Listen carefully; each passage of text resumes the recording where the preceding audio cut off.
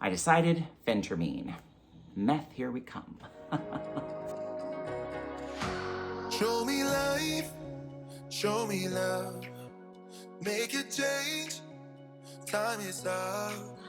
We can wait for better days, but the days won't come. Show me life, show me love, show me life, show me love, make a change, time is up. We can wait for better days, but the days won't come. Show me life, show me love.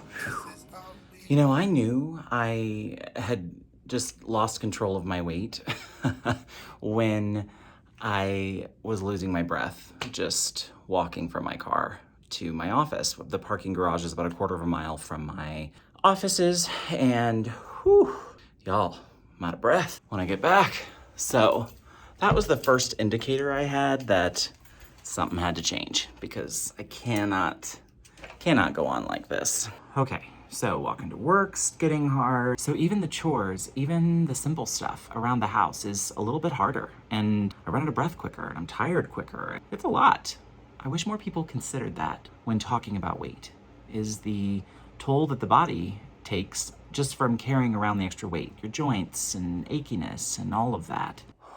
Y'all, gaining weight's no joke. And I think if you've never been really heavy, and definitely by really heavy, I mean obese, you don't quite know how much it can limit your life. The pain it can cause, both emotional and physical. People are really mean, like really, really mean. I don't think I was really prepared for the impact of getting fat. And as a Crohnie, I've been shocked at the things people will say to me as I've gained more and more weight. Just nothing can prepare you for how mean, rude, and disrespectful people can be. It's really something. I was really surprised when I was having a conversation with a colleague from work a few weeks ago, and we were talking about my having Crohn's. And without meaning any harm or any hurt whatsoever, she kind of says, she goes, well, I guess I'm surprised that you have Crohn's disease. And I said, okay, well, why is that surprising? And she goes, I guess everyone I've ever known that has Crohn's is really, really thin, and you're kind of heavy. Okay. I mean, in the moment, I laughed it off and played it off, because what else are you supposed to do when someone says something like that, right? But I guess what I've kind of woken up to is people say things like that all the time. When you're fat, there is some sort of a unwritten rule among the people who are not fat that they can just kind of say whatever they want. It's been something I've found eye-opening, how willing people are to kind of say some really incredible things, especially when it comes to your weight or how you look. It's like everybody missed the most important lesson in kindergarten, which is treat others the way you want to be treated, right? Or was that just my kindergarten teacher? I don't know. Thanks a lot, Miss Pierce, for being amazing and making sure we were all like good little humans, I guess. Because not everybody had Mrs. Pierce, I don't think.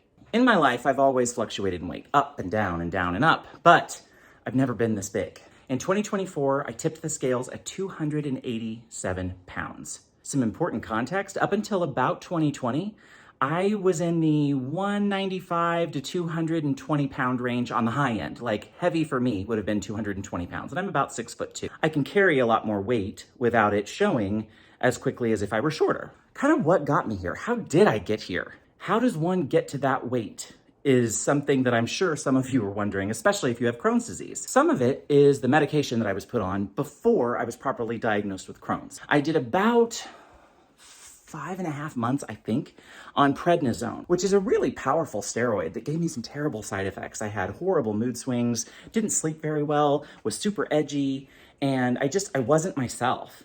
But beyond that, I gained at least 40 some pounds in the first 2-3 months. I mean, it was amazing, like just an incredible amount of weight.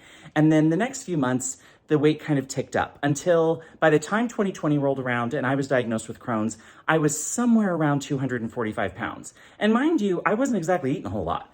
What had changed was I was no longer active because I just couldn't be. Every part of my body hurt.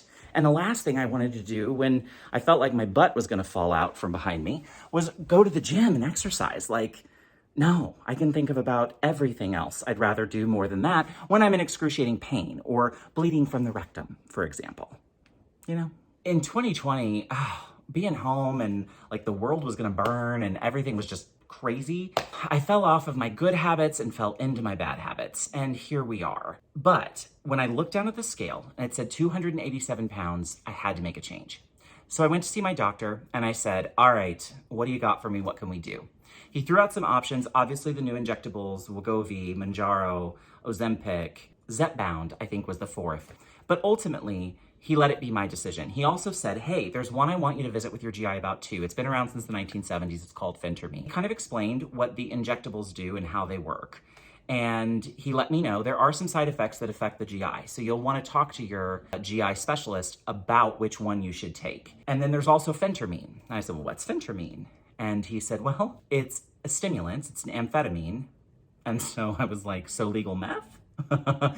He said no and assured me it was not, but basically said it works the same way. It suppresses the appetite. It's been around since the late 1970s, and there have been thousands of studies on its efficacy and how it impacts other drugs. So I went to see my GI specialist to see what he thought I should do. We sat down and discussed what was the best method for me. What did he think would get me to my goal, which was basically a healthy body weight. I would just like to be able to walk to and from my parking garage at work without losing my breath, my joints not be quite so sore from exerting themselves from carrying extra weight, and I really just wanted to kind of get my physical health back in a better place. When you get to my age, which is 30 plus a decade, you find that that much extra weight is going to impact your overall health, because now we're not just talking about Crohn's disease that I have to deal with, but also now I have to think about diabetes, I have to think about high blood pressure, I have to think about high cholesterol. At this weight, I will get there quickly. At this weight and this height, my BMI is over 30, which means obese. He was very straightforward and said, hey, here's the deal. Ozempic, Zepbound, Mounjaro, all of those are great, but there haven't been a lot of studies. And a lot of the side effects impact the gastrointestinal tract. We're running some risks there. But I also see the benefit of you losing some weight, especially with my liver disease. The other drug, phentermine, we had a long talk about. He explained that it is addictive because it's kind of a speed. And he also explained that it's a straight appetite suppressant. However, it has no known interactions with the drugs that I'm on. None of the side effects are gastrointestinal side effects. So for me, it was an easy decision. I decided phentermine. Meth, here we come. I'm excited to see if it works for me or not. My first full week will be coming up this week, so I intend to track the journey and let you all know how it goes. What I will say to those of you out there to keep from sticking your foot in your mouth like my friend from work, you can be fat and have Crohn's disease. I think we've established that in this channel. I think you could watch my videos over the last year and figure out that I am in fact a fat, and I do have the Crohnies. So put those two together, Crohn's and fat, and you got me. So yes, it can happen, it's true. And I'm not the only one out in the wild. I guarantee there's one or two more out there, so be careful where your foot goes. It shouldn't be in your mouth. All in all, I think the lesson from that is just to kind of be cautious with the assumptions that we make about other people's disabilities, chronic illnesses. There are lots of assumptions that can come from these illnesses, but when you get into the autoimmune disease world, like, it runs the gamut, folks. It can be anything. Symptoms can present completely differently in me than they do in another Crohn's patient, right? So it's really important that we all kind of keep that in mind when we are talking to others about the impact of their illness. I was very worried to do this video because I thought, oh man, I already put stuff out there that I get some stupid comments on, but this is just gonna open up the door for all of it. But at the end of the day, I'm not the only one out there that needs to hear the message. Yes, you can have Crohn's and you cannot be tiny thin. Like, both things can be true at the same time.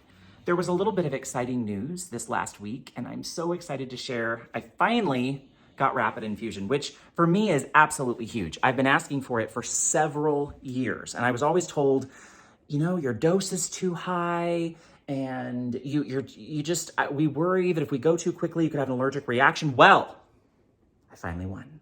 I did a short this week about my first rapid infusion. It was so awesome. So instead of sitting there for a full 3 hours, 3.5 sometimes, to get my 1,200 milliliters of infliximab, Remicade, in my veins, it was done in 1 hour. I absolutely loved it. It was so fast.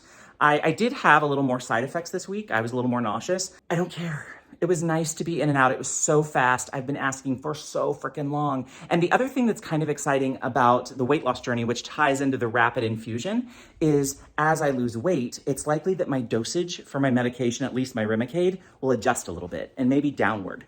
That'll ensure that I get to keep that rapid infusion, which is absolutely my goal. The weight loss journey isn't gonna be easy, but there's so many cascading effects. Overall health, yes. But the possibility of reducing my dosage has several benefits that most patients wouldn't think about because they're not out there advocating for healthcare issues all the time. As your dosage goes down, the cost also goes down for your drug, which could mean, since I get it every month, fingers crossed, maybe my insurance company will stop being buttheads.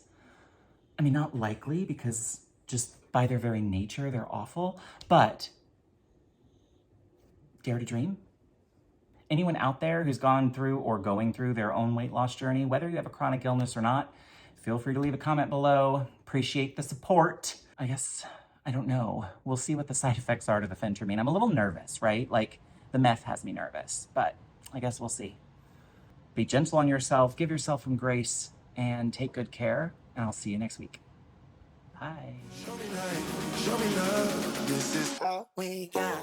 Show me love. This is all we got. Show me love. This is all we got. Show me love.